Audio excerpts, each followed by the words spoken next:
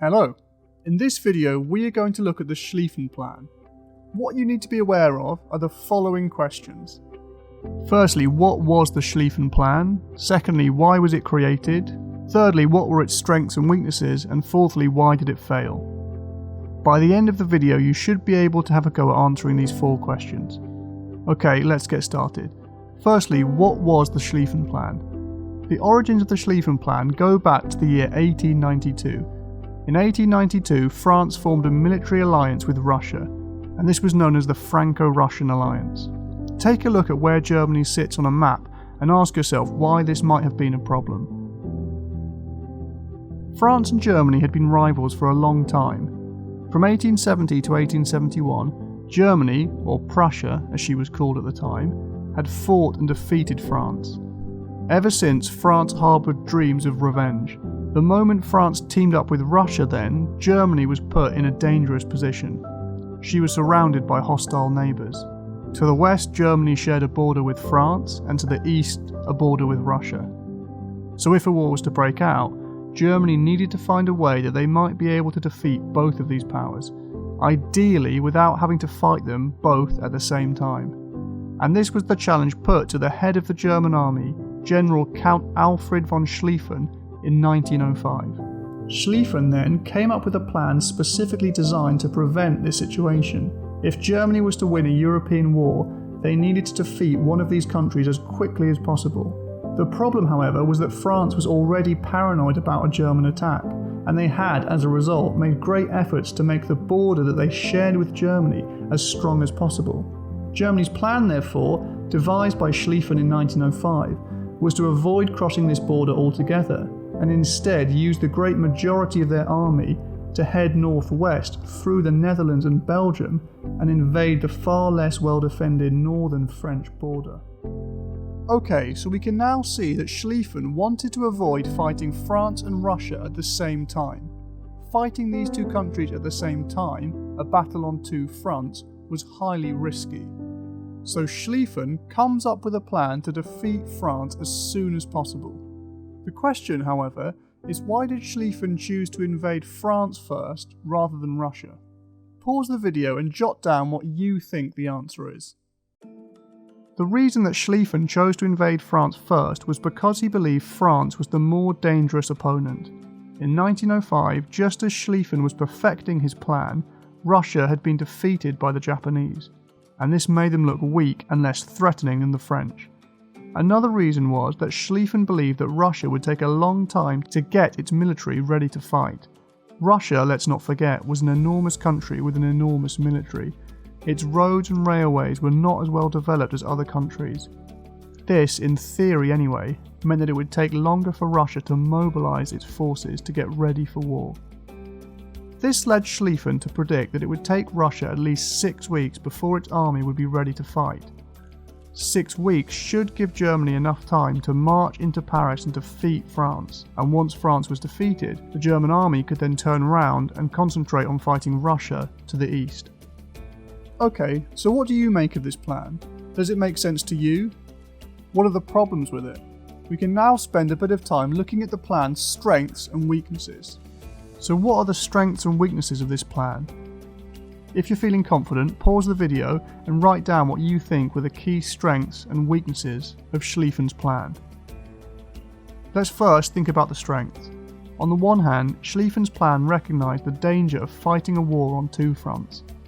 Fighting Russia and France at the same time was risky as it required splitting the German army in two. Avoiding this situation was a good idea. If France was defeated quickly, then the Germans had a great chance of being able to defeat Russia. A second strength was that the plan had an element of surprise.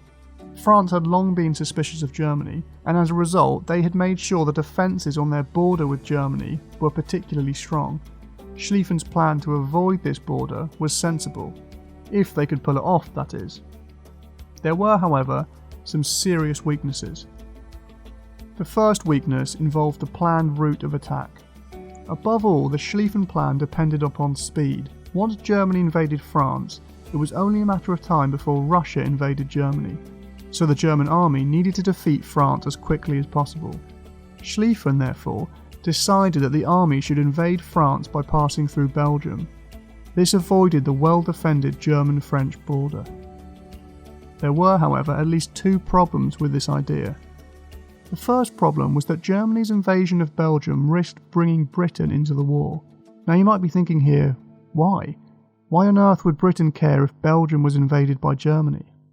And it's not just you, even the Germans in 1914 weren't expecting Britain to care. The reason Britain cared was because, in 1839, the two countries had signed a treaty. In this treaty, it was agreed that Britain would help to protect Belgium if it was ever invaded. This deal, however, was 75 years old, and almost no one, including the German leadership, expected Britain to stick to it in 1914.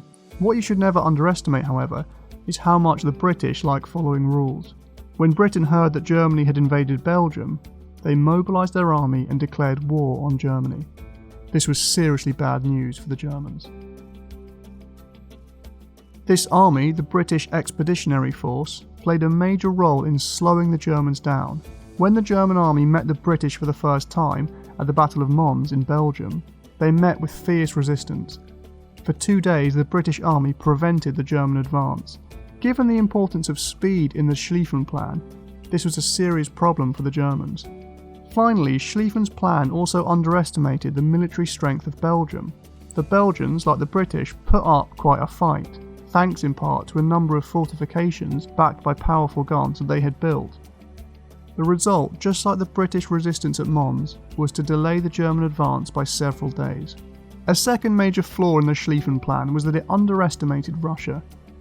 Schlieffen had predicted that it would take at least 6 weeks for Russia to mobilise its forces. This, it was hoped, would give Germany plenty of time to get to the French capital, Paris. When Russia got news of Germany's invasion, however, it took them only 10 days to mobilise its troops. Germany was now in trouble. They simply could not risk leaving themselves exposed in the east. Now, millions of Russian soldiers were making their way into German territory. In the end, the German leadership had little choice but to take a large number of its soldiers, roughly 100,000, away from France and back into Germany to fight the Russians. So, in summary, the Schlieffen plan had 3 major problems. Firstly, it underestimated the military strength of Belgium. Secondly, it failed to see that invading Belgium would provoke Britain into joining the war. And thirdly, it overestimated how long it would take for Russia to mobilise its troops. And what were the consequences of these mistakes? Well, the consequence ultimately was a much longer war. Had the Germans successfully carried out the Schlieffen plan and overcome France in a matter of weeks, there was a real chance the war might have ended quickly. As it was, however, the German invasion of Belgium led Britain into the fight, and this slowed down the German advance. The German army did make great progress in the early stages of the war. By late August 1914, they were only 40 kilometres away from the French capital. By this point, however, there were far fewer German soldiers than they had wanted, because so many had had to leave to help fight against Russia. The presence of the British Expeditionary Force also made a direct assault on Paris more difficult. So instead of risking an assault on Paris, the Germans moved away towards the River Marne, and it was here, during the Battle of the Marne, that the Germans suffered their first major setback. The Battle of the Marne was a minor disaster for the Germans. The fighting was fierce and involved over 2 million soldiers.